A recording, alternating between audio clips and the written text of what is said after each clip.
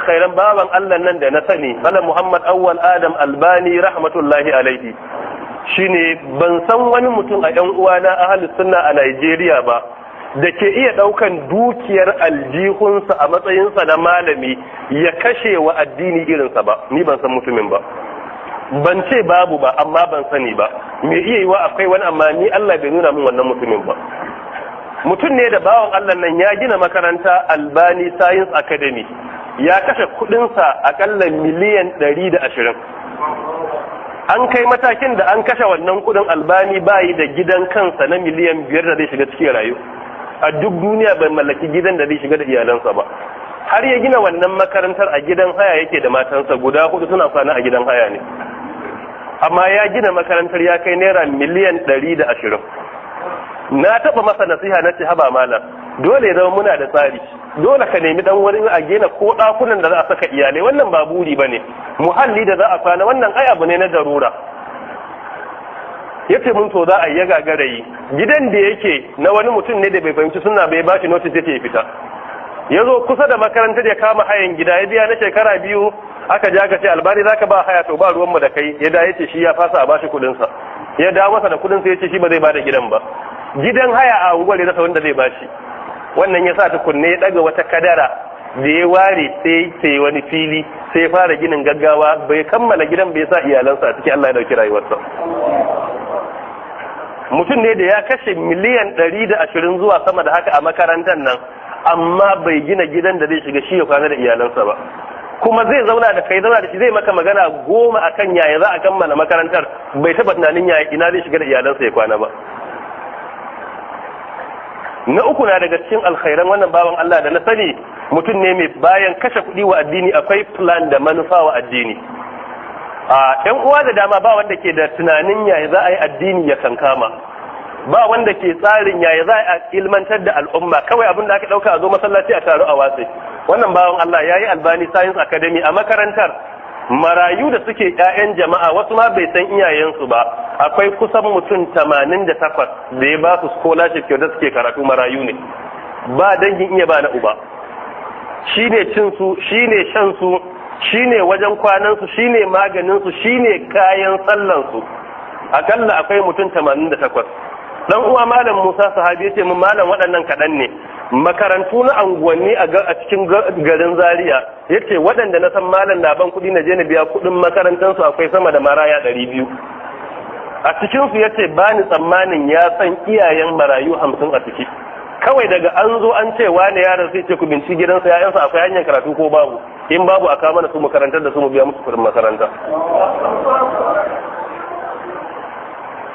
Yace mun ya san sama da marayu 200 da ke wasu makarantu banda wannan, anan akwai 80 da yan kai. Wannan yace malam duka a kansa ne, yace ya kira ni yace nemo mana bashi malam Musa, ina nemo masa kuɗi ko 300 ne, yace to je ka biya kuɗin makarantun marayun nan duka, bai karbi kwabo ɗaya ba. Akwai dan uwa Suleiman Shanono, na san sau da dama yana cikin Kaduna, malam na neman bashin sa. Muna magana nace ya rasu yana bi kana bin sa bashi, yace akwai, yace amma malam ka sabu mamaki duka bashin da malai karba bai taba karban bashi dan ya ci abinci da iyalansa ko dan sai ya sai mota ya shiga ba. Daga na kawo kudin miliyan 1 ko miliyan 2 sai ce to ba masu ginin makaranta a je a ci gaba da gini fi sabilillahi, ba na bukatan kudin. Nace yanzu yake cike ce na yafe masa malam, saboda malam bai ci naira 1 ba a duk kudin da na bashi makaranta ya kace da masallaci da addini, amma bai taba karban kwabo da cikin aljihunsa ba. Mutane nawa ke da wannan tsari? Ya rasu yana kokarin gina makaranta Saudat Science Academy, sunan mahaifiyarsa. Ana ginin ba a kammala ba, ya samu wani katon fili a Zaria ana fensin dinsa, yana kokarin gina jami'a ta musulunci sunanta Sheikh Abubakar Mahmud Gumi University of Islamic Law. Akwai wani fili da ya samu shi ma an kange shi za a yi jami'a sunansa Albani University of Science and Technology. Duk waɗannan an gama zana, saura a fara ginin su ne. A dukkan waɗannan wasiyar da ya bari shine bai san ɗansa ko matarsa ɗaya ta ci gado. Duk wanda ya tamka yace yana da gado Allah ya tabe ya ce musu ba, yayi wannan fi sabilillahi wa addinin musulunci ne.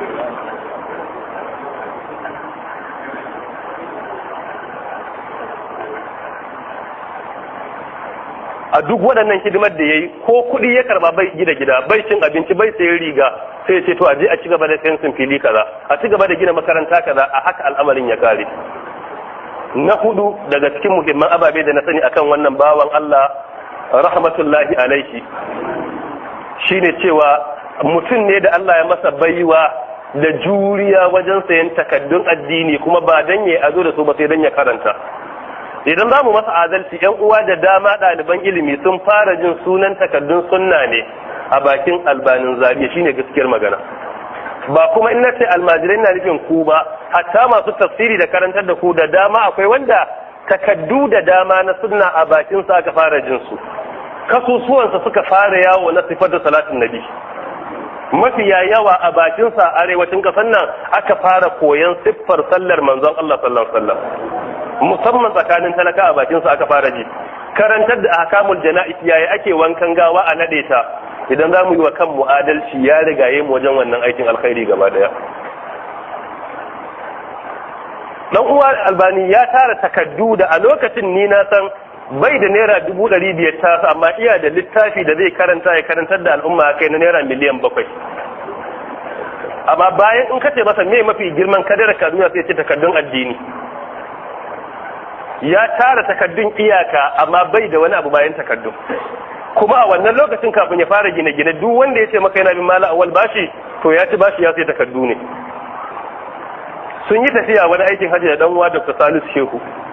Ya ce malam tun muna Madina ba mu isa Makka ba, katon din takardu, katon manya-manya ya ce ina gani dan uwa malam Albani ya sayi katon ya kai 15 na littafi. Ya ce ya kai aka yi a nemi tifa a ɗauka a kawo su Makka, wai kuma tun ba aikin hajji bai sai wannan takardun. Ya zo ya ajiye su a kasa gabanin ya sa wasu alif ya haura sama a Madina ya ajiye, to gidan yan Najeriya ne, mutanen mu da san banza suka dauka sabil ne sadaka. Gabanin ya kai katan biyu da an kwashe takardun an watse shi. Mun zaza da shi a bakin Darut Tauhid wani lokaci dan uwa wan baina nan. Yace in bai da kuɗi da yawa bai samu ya sai takardu da wannan karan ba, nace haka ko ce wallahi bai samu takardu da yawa ba, kuɗin da ya saya duka dala 15,000 ne yanzu ya sai takardu. Naira dala 15,000 ya kai wajen miliyan 2 da rabi.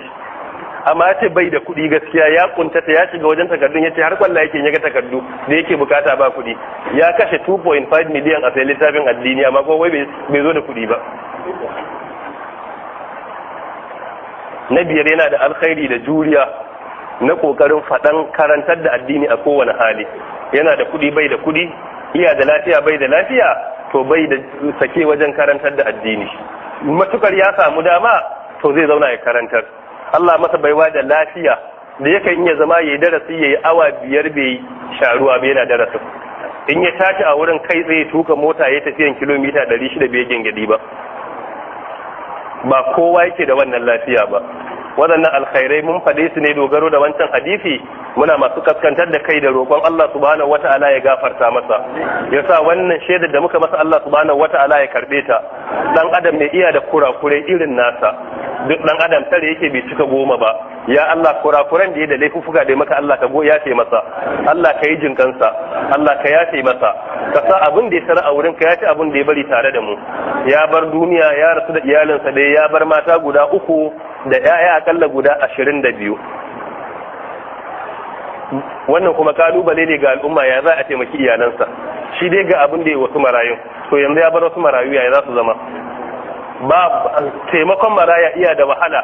Manzon Allah ya ce babu wanda zai iya wannan sai mutum mai hakuri da imani. Na Aisha radiyallahu anha, manzon Allah ya rasu wani lokaci sai Abdurrahman bin Abi ya kawo musu abinci gida da kayan jin daɗi. Sai ta yi kwalla, ya ce me faru? ta ce manzon Allah ya ce babu wanda zai damu da al'amarin mu bayan shi sai mutum mai hakuri. Idan iyalan manzon Allah ana tunanin taimakon su sai mai juriya zai yi, to ya ga wanda bai kai manzon Allah sallallahu alaihi wasallam daraja ba. Manzon Allah ya'ya nawa ya bari, duka ya'yansa ba su ta shida da ya bari ba ko abin da ya kama da wannan. Amma duk da haka abin da yake fada a kan su kenan, balle wanda ya bari ya'ya 22 a zamanin da imani yayi karanci. Shi yayi ya koma zuwa ga Allah. Ina mai ta'aziyya gare ku gaba ɗaya da cewa inna lillahi ma a'ata wa lahu ma abqa wa kullu shay'in indahu bi ajalin musamma falnasbir wal nahtasib. a'azama Allahu ajrakum wa ahsana azaakum wa ghafara limayyitikum. Allah ya gafarta masa jikansa. Dan uwa anan malam Abu Sale, malam Ahmad, shugaban kwamitin marayu na nan masallaci, shi ma a satuttukan baya Allah ya dauki rayuwar iyalinsa. Yana tare da mu anan baya, muna roƙon Allah ya gafarta mata, Allah ya jikanta, Allah ya sa abin da ta tara a sanya shi abin da ta bari tare da mu a nan wurin. Da dama suna da ƴan uwa da suka rasu, da Allah in ban kira sunan wani kai tsaye ba amina afuwa. A dukkanin su Allah ya sani, duk wanda ke da mamaci a nan wurin, mahaifi ko mahaifiya, amini ko wa ko kani ko iyali ko mai gida, da wanda ke jina a kafofin watsa labarai, muna roƙon duk Allah ya gafarta musu, ya ji kansu, ya sa abin da suka tara a san yafi abin da suka bari a nan, kurakure da suka yi Allah subhanahu wata'ala ya yafe musu.